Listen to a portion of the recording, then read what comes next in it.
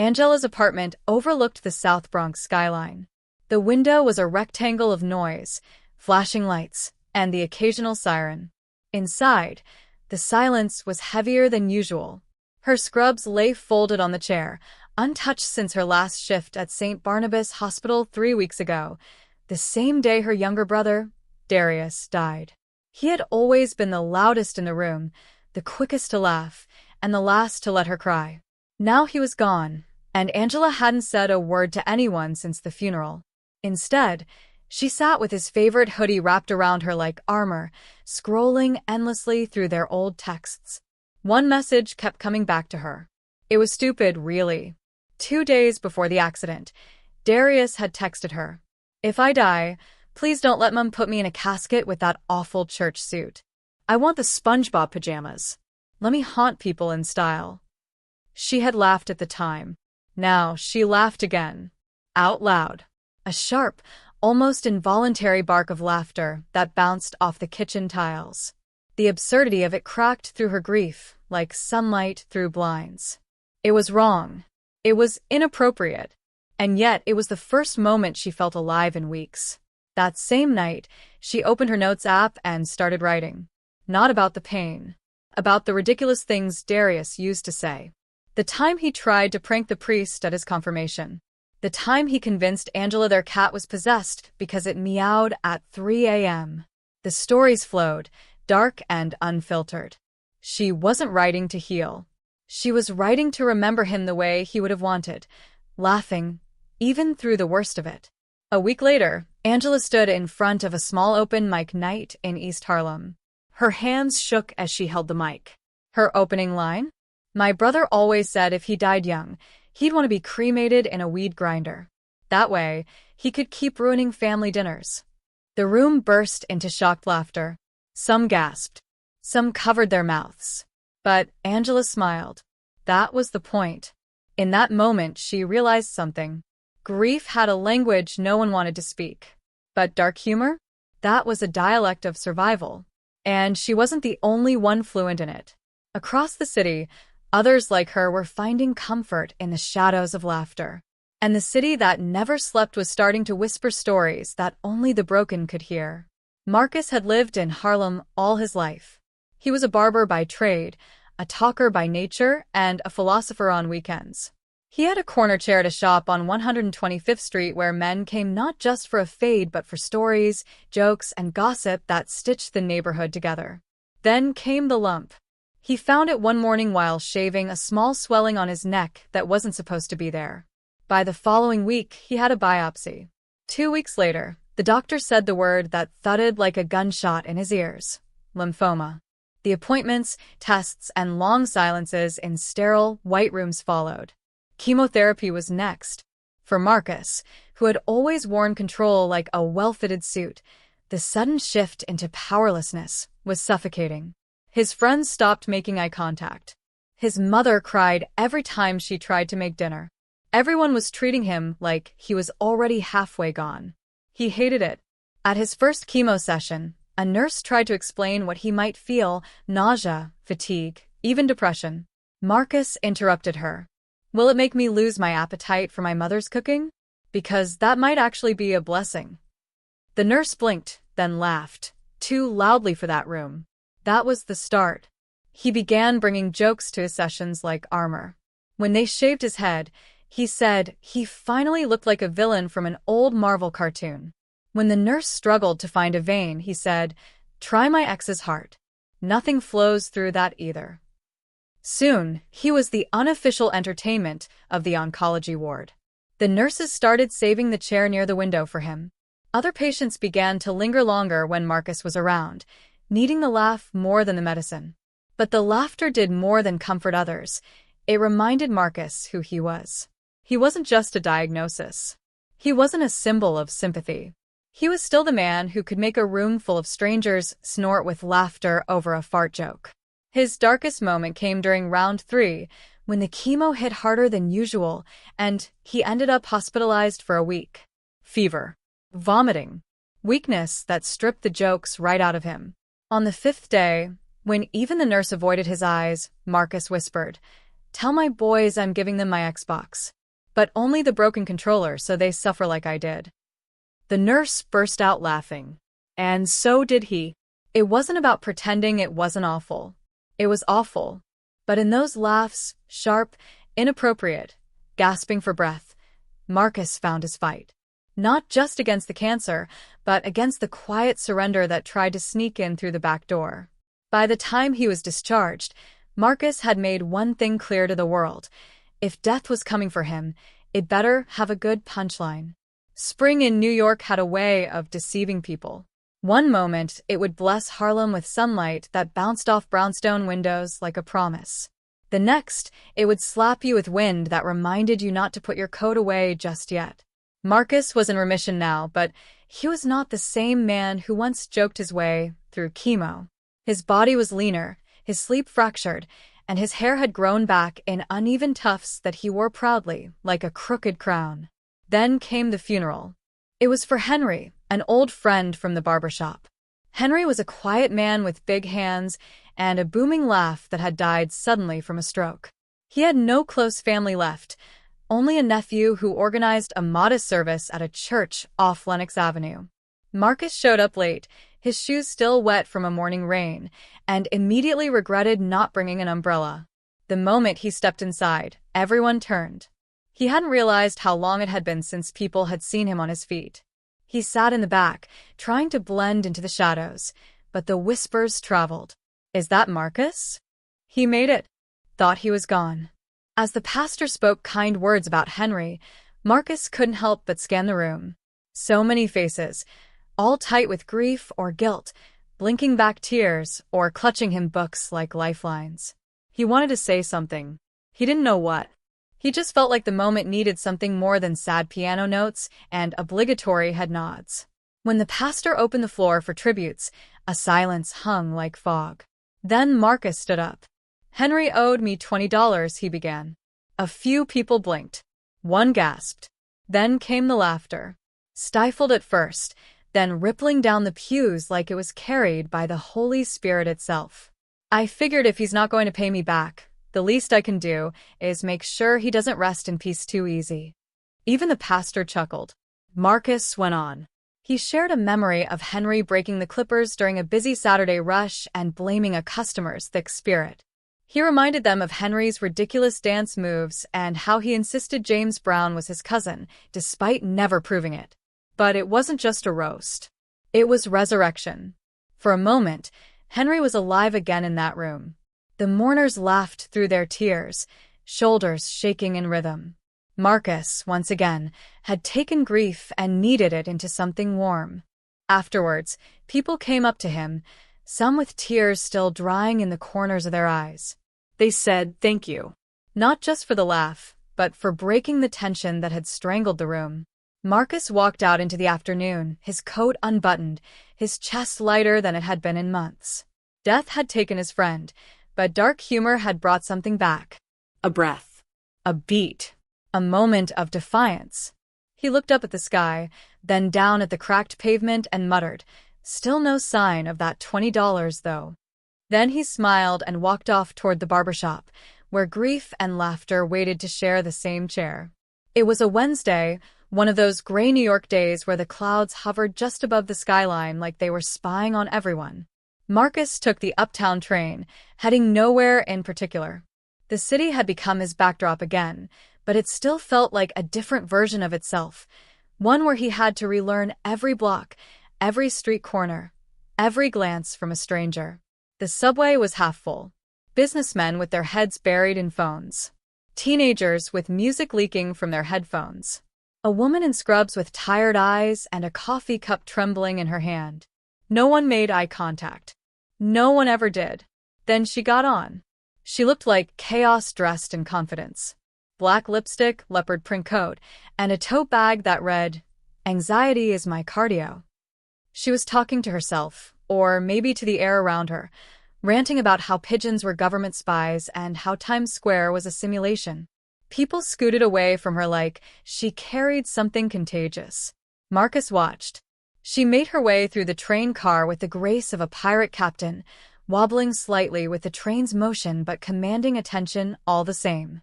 She sat across from him, locked eyes, and said, "You've got the look of someone who's laughed at a funeral." Marcus blinked. She grinned. "Takes one to know one." For reasons unknown to him, Marcus chuckled. Maybe it was her delivery. Maybe it was because she was absolutely right. "You're not wrong," he replied.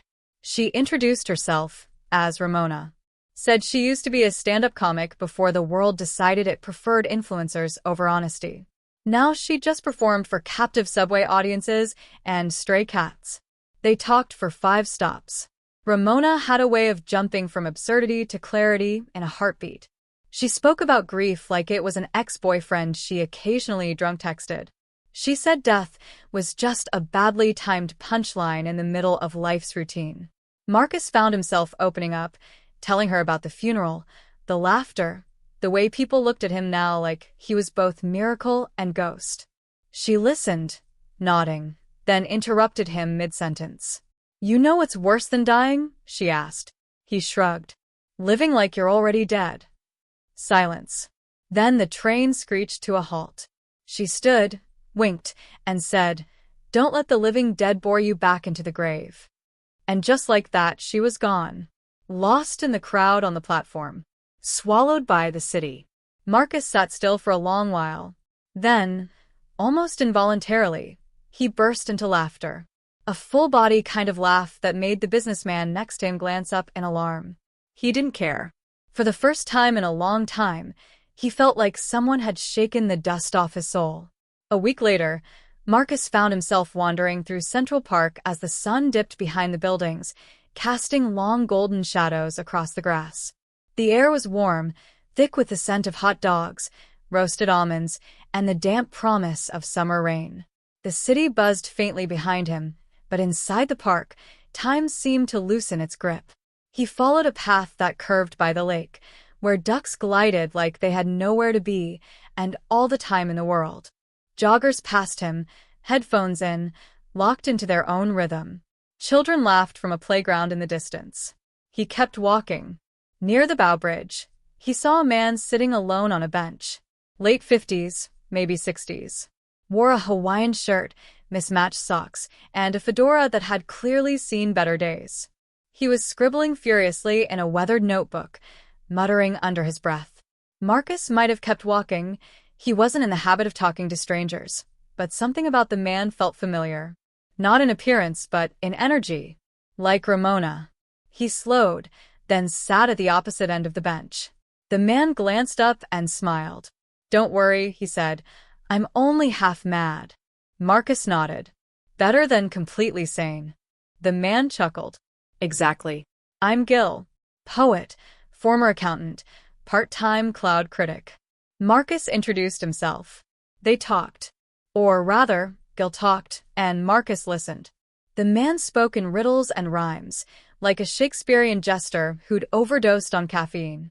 Gil said he came to the park every day to write nonsense that somehow made sense later. He claimed a squirrel once gave him financial advice. He insisted the ducks were plotting a coup. But then, just as Marcus was sure he was a complete lunatic, Gil said something that froze him mid-breath. "You look like someone who's carrying laughter like a weapon." Marcus turned. "What does that mean?" Gil shrugged. "It means you're not laughing because things are funny. You're laughing because the alternative is screaming." Silence stretched between them. The wind rustled through the trees, brushing leaves like whispered secrets.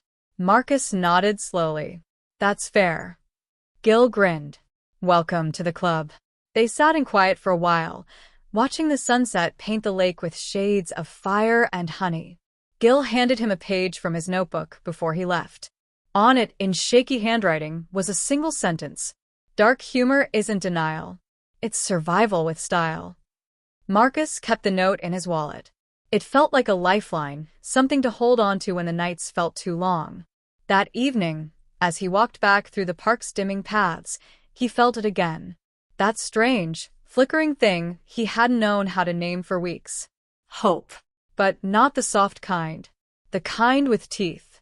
2 months later, Marcus found himself back in a place he thought he would never return to, Mount Sinai Hospital. Not for therapy. Not for his own pain, but for work. Life, in its twisted humor, had offered him a job. A quiet administrative position in patient records. It paid enough, came with health insurance, and most importantly, no one expected him to smile. The corridors smelled the same. Sterile. Cold. Like nothing bad could ever happen, even though everything bad did. Marcus walked through them like a ghost retracing old footsteps, passing by nurses who didn't recognize him, and gurneys that once carried pieces of his old life. He didn't expect to stay long, but he needed to work. It was during his 3rd week that it happened. He was delivering a patient file to a nurse's station when someone in the waiting area burst into laughter. Loud. Inappropriate. Sharp like shattered glass. Marcus turned to see a woman, maybe late 30s, dressed in a leather jacket and jeans, doubled over on the seat, laughing so hard she wheezed. The security guard looked uncertain. One nurse frowned. But Marcus didn't move. He recognized it. That sound. He'd heard it in the mirror. At 2 a.m., when the silence became too loud. The woman noticed him watching. She wiped a tear from her eye and grinned. "My dad just died," she said, with a shrug. "Collapsed at the deli while ordering pastrami. That's so him. Dramatic, to the end." Marcus blinked. "I'm sorry," he said sincerely. She waved it off. "Don't be. We weren't close. He hated my tattoos and I hated his politics. But he was my dad." Then she added, "I laugh when I'm sad. Better than crying in public." Marcus sat beside her. Slowly, cautiously. "I laugh when I panic," he said. "Last panic attack I had, I quoted a stand-up comic mid-breath." She laughed again. "You've got trauma humor too. Solidarity." They talked. Her name was Janice. She was from Queens. She had a dog named Meatball and a therapist who always wore bow ties. She had lost people. She had survived things. She was the kind of woman who wore pain like a leather coat, tough, a little weathered, but still hanging on. Marcus walked home that evening with a strange warmth in his chest. The city lights blinked above him, indifferent and alive. He wondered how many people around him were barely holding it together, covering grief with sarcasm and despair with punchlines. He wasn't alone. Dark humor was everywhere. In hospitals. In parks. In strangers. It was a secret language. A lifeline for those who couldn't say, "Help me," out loud. And Marcus? He was starting to understand the dialect. 3 weeks after meeting Janice, Marcus found himself attending a funeral for someone he barely knew. Janice's father, the man who had collapsed at the deli, was being laid to rest in a cemetery in Queens. It was raining. Of course it was. As if New York had its own flair for cinematic timing. Marcus didn't know why he agreed to come. He barely knew Janice, let alone her late father. But something about her had stayed with him. The honesty, the laughter, the shared darkness. Maybe he just didn't want her to stand there alone. The crowd at the funeral was small. Mostly older relatives in long coats, whispering about what had caused the fall. The rabbi was stiff, rehearsed. Janice stood off to the side, her hair tied up, her boots muddy. When she saw Marcus, her mouth twitched. Not a smile exactly, but close. "You showed," she whispered. "I said I would," he replied. The ceremony dragged on. The kind of dry, lifeless affair that seemed to forget the person it was meant to honor. Janice kept fidgeting. She mouthed sarcastic commentary to Marcus. Every time someone said something sentimental, she countered it with a brutal truth only she seemed willing to admit. "He hated that suit," she muttered, nodding toward the coffin. "He said it made him look like a tax accountant."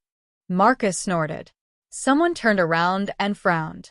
He covered his mouth and tried to stop the laugh bubbling up. Then came the eulogy.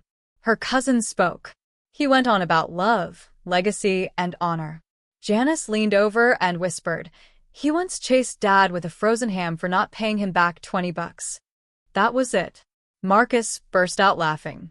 It was short, sharp, and entirely uncontrollable. He slapped a hand over his mouth, but it was too late. The rabbi paused. Heads turned. Someone gasped. Janice covered her mouth too. Her shoulders shook. She wasn't crying. They were both laughing at a funeral. Afterwards, in the parking lot, the air damp with drizzle, Janice lit a cigarette and handed Marcus one. He didn't smoke, but took it anyway. Just holding it felt like an act of rebellion. "You ever feel like we're the only ones who see how absurd this all is?" she asked. "All the time," Marcus said. "It's like the world wants you to perform grief correctly." "Exactly," she nodded. "As if we're not allowed to process it in our own way." They sat on the curb in silence, surrounded by gravestones and silence. For a moment, everything felt heavy. Then Marcus said, "At least he got the last laugh. Died in a deli. Jewish to the end." Janice barked out a laugh. He would have loved that. The laughter faded, but the comfort stayed.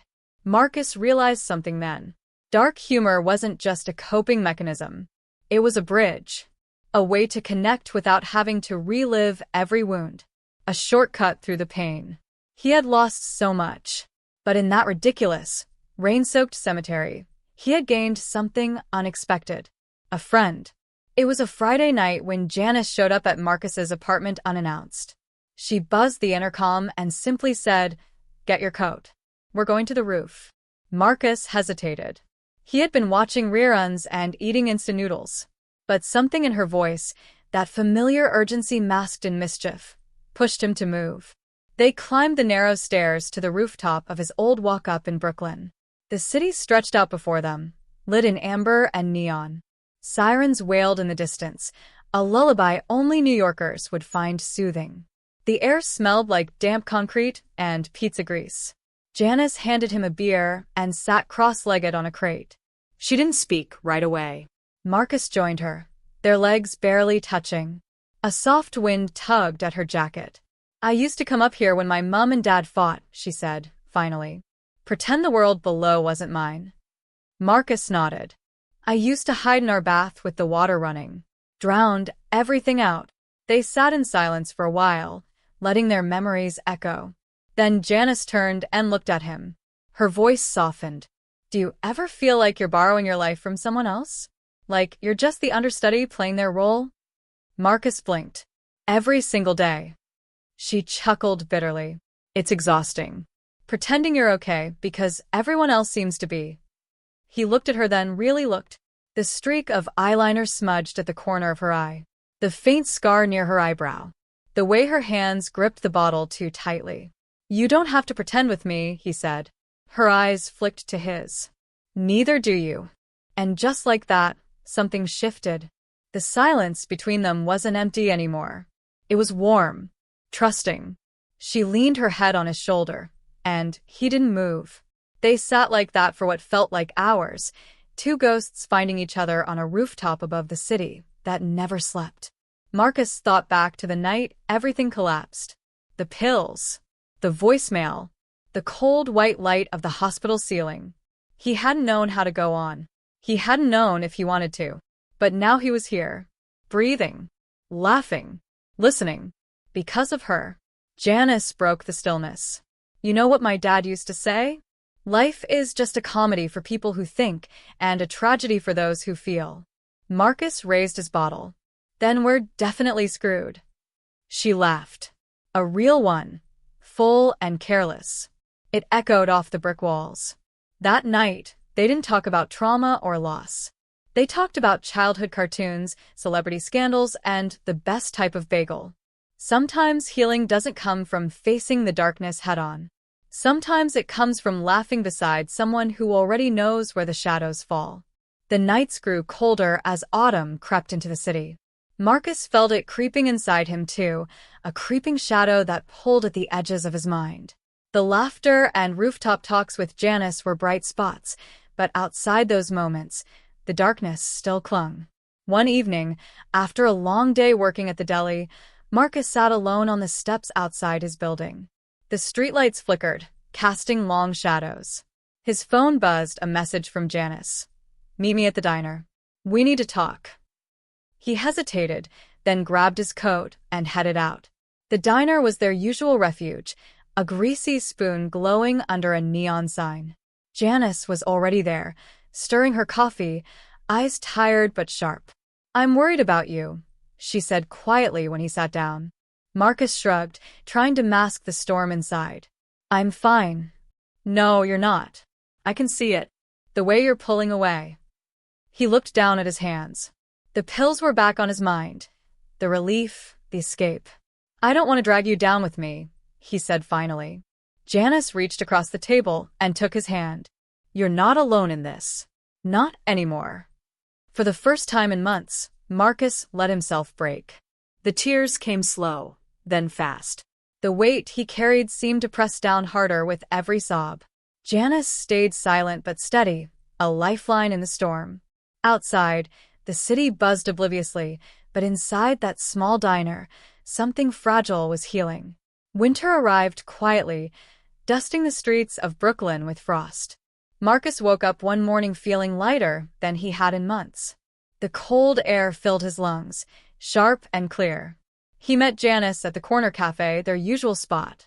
This time, there was no need for masks or pretense.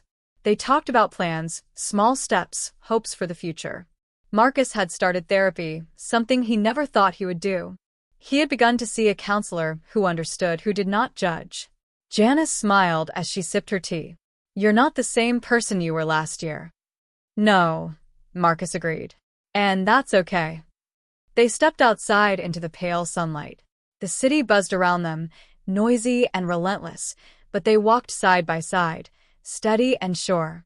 Sometimes, the darkest nights lead to the brightest dawns. And for Marcus and Janice, the journey was just beginning.